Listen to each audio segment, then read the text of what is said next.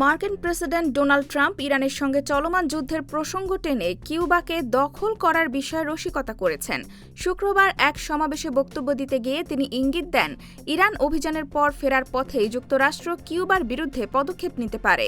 এক বন্ধুকে উদ্দেশ্য করে ট্রাম্প বলেন, সে মূলত কিউবা নামের একটি জায়গা থেকে এসেছে, যেটি আমরা খুব দ্রুতই দখল করে নেব।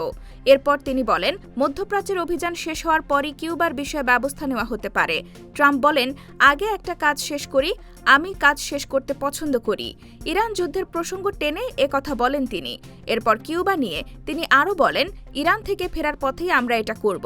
হয়তো আমাদের বড় জাহাজগুলোর একটি, ইউএসএস আব্রাহাম লিঙ্কন বিমানবাহী রণতরী, বিশ্বের সবচেয়ে বড়গুলোর একটি, সেখানে যাবে। উপকূল থেকে প্রায় ১০০ গজ দূরে থামবে আর তারা বলবে, ধন্যবাদ, আমরা আত্মসমর্পণ করছি। এ সময় ট্রাম্পকে হাস্যরসাত্মক ভঙ্গিতে কথা বলতে দেখা যায় এবং উপস্থিত দর্শকরাও হাসিতে ফেটে পড়ে।